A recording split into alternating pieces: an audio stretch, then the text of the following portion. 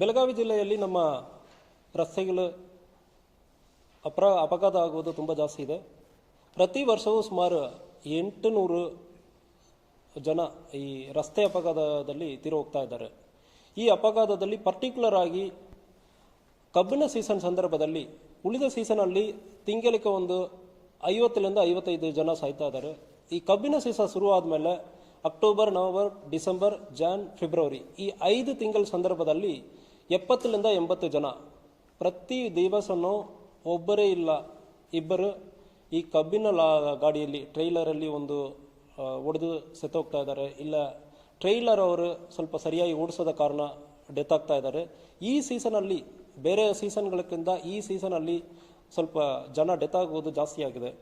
ಇದಕ್ಕೆ ನಾನು ಆಲ್ರೆಡಿ ಹೇಳಿದ್ದೀನಿ, ರಸ್ತೆ ಅಪಘಾತಗಳನ್ನು ನಾವು ತಡೆ ಮಾಡೋದಕ್ಕೆ ನಾವು ಎಷ್ಟೊಂದು ಪ್ರಯತ್ನ ಮಾಡ್ತಾ ಇದ್ದೀವಿ.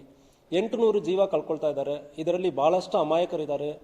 ಅವರು ದುಡಿಯುವವರು, ಆ ಫ್ಯಾಮಿಲಿಯಲ್ಲಿ ಆ ಮಕ್ಕಳನ್ನು ಇಟ್ಕೊಂಡು ಹೆಂಡತಿಯನ್ನು ದುಡಿಯುವವರು ಈಗ ಸತ್ತೋದ ಮೇಲೆ ಆ ಫ್ಯಾಮಿಲಿ ಪರಿಸ್ಥಿತಿ ಎಲ್ಲ ನಾವು ನೋಡಬೇಕು.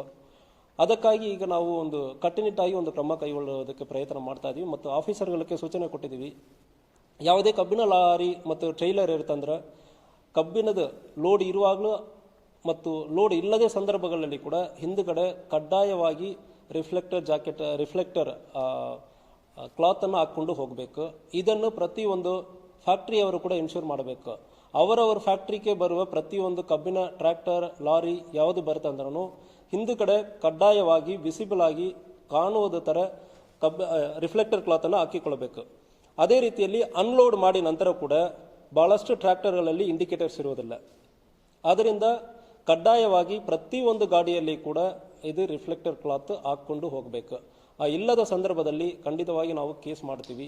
ಜೊತೆಗೆ ಒಂದು ವೇಳೆ ಕುಡಿದು ಬಿಟ್ಟು ಗಾಡಿ ಓಡಿಸಿ ಯಾರು ಡೆತ್ ಆಗುವ ಸಂದರ್ಭದಲ್ಲಿ it will be consider as culpable homicide equivalent to murder. ಇದು ಎರಡಕ್ಕೂ ದೊಡ್ಡ ವ್ಯತ್ಯಾಸ ಏನಲ್ಲ, ಪನಿಷ್ಮೆಂಟ್ ಕೂಡ ತುಂಬ ಜಾಸ್ತಿ ಇರುತ್ತದೆ. ಕುಡಿದು ಬಿಟ್ಟು ಗಾಡಿ ಓಡಿಸಿ ಯಾರೋ ಒಬ್ಬರು ಡೆತ್ ಆಗ್ತಾರೆ ಅಂದರೆ ಸುಮ್ಮನೆ ನಾವು ಬಿಡೋಕ್ಕಾಗಲ್ಲ. 100% ನಾವು ನಿಮ್ಮನ್ನು ಅರೆಸ್ಟ್ ಮಾಡ್ತೀವಿ. ಕಡ್ಡಾಯವಾಗಿ ಈಗ ಪ್ರತಿಯೊಂದು ರೋಡ್ ಆಕ್ಸಿಡೆಂಟ್, ಫ್ಯಾಟಲ್ ಇರಲಿ, ಡೆತ್ ಆಗೋದು ಇರಲಿ, ಇಲ್ಲ ಗಾಯಾಲು ಪಡೆಯುವವರು ಕೂಡ ಯಾವುದೇ ಆಗುತ್ತಂದ್ರೆ ಕೂಡ ಅಟೆಂಪ್ಟ್ ಟು ಮರ್ಡರ್ಗೆ ಈಕ್ವಲೆಂಟ್ ಆಗಿ attempt to culpable homicide section 110 of BNS ಆ ಸೆಕ್ಷನಲ್ಲಿ ನಾವು FIR ಅನ್ನು ಮಾಡ್ತೀವಿ. ಯಾವುದೇ ಕಾರಣಕ್ಕೂ ಯಾವನೋ ಒಬ್ಬನು ಕುಡಿದುಬಿಟ್ಟು ಗಾಡಿ ಓಡಿಸೋದಕ್ಕೆ, ಅಮಾಯಕರು ಬಲಿಯಾಗೋದಕ್ಕೆ ಪೊಲೀಸ್ ಇಲಾಖೆ ಬಿಡುವುದಿಲ್ಲ. ಪ್ರತಿ ದಿವಸ ಇದು ಪರ್ಟಿಕ್ಯುಲರ್ಲಿ ನಾವು ನಮ್ಮ ಆಫೀಸರ್ಸ್ ಪ್ರತಿ ದಿವಸ 9 ಗಂಟೆ ಇವತ್ತು ಎಷ್ಟು ಅಪಘಾತ ಆಗಿದೆ, ಅದರಲ್ಲಿ ಎಷ್ಟು ಜನ ಕುಡಿದು ಓಡಿಸಿದಾರೋ ಅವರ ಮೇಲ್ಗಡೆ 110 ಕೆಳಗಡೆ FIR ಮಾಡಿ ಅರೆಸ್ಟ್ ಮಾಡೋಕ್ಕೆ ನಾನು ಪರ್ಸನಲಿ ಪರ್ಟಿಕ್ಯುಲರ್ ಆಗಿ ನಾನು ಫಾಲೋಅಪ್ ಮಾಡ್ತಾ ಇದ್ದೀನಿ. ಸೊ ಯಾರು ಕೂಡ ಕುಡಿದುಬಿಟ್ಟು ಗಾಡಿ ಓಡಿಸಿರಂದ್ರೆ ಜೈಲಿಗೆ ಹೋಗೋದು ಕಂಪಲ್ಸರಿ. DD ಕೇಸ್ ಹಾಕಿ ಸುಮ್ಮನೆ ಬಿಡೋದು ಇಲ್ಲ. ಇದು equivalent to murder, attempt to murder ಅಂದರೆ ನಾವು ಟ್ರೀಟ್ ಮಾಡ್ತೀವಿ.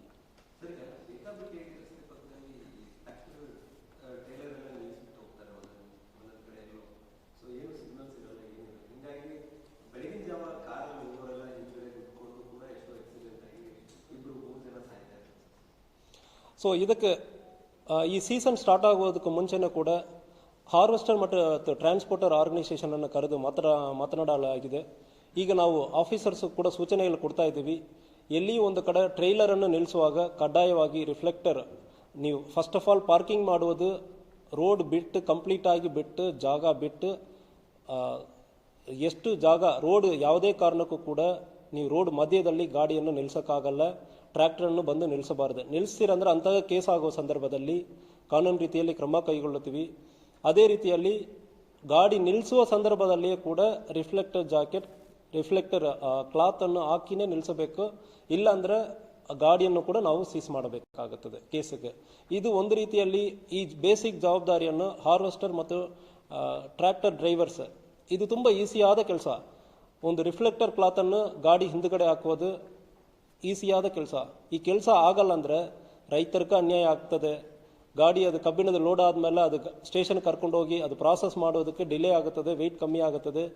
ದಯವಿಟ್ಟು ರೈತರು ಕೂಡ ಪ್ರತಿಯೊಂದು ನಿಮ್ಮ ಟ್ರ್ಯಾಕ್ಟರ್ ಡ್ರೈವರ್ಸ್ ಕಡೆ ಮಾತಾಡಿ ಕಡ್ಡಾಯವಾಗಿ ಅವರ ರಿಫ್ಲೆಕ್ಟರ್ ಕ್ಲಾತನ್ನು ಹಾಕ್ಕೊಂಡು ರೋಡ್ ಸೈಡಲ್ಲಿ ನಿಲ್ಲಿಸಬೇಕು. ರೋಡ್ ಅಡ್ಡ ಹಾಕಿ ಯಾವುದೇ ಕಾರಣಕ್ಕೂ ನಿಲ್ಲಿಸಬಾರ್ದಂತ ನೀವು ಕೂಡ ಪ್ರತಿಯೊಬ್ಬರು ಜವಾಬ್ದಾರಿ ತಗೊಳ್ಬೇಕು.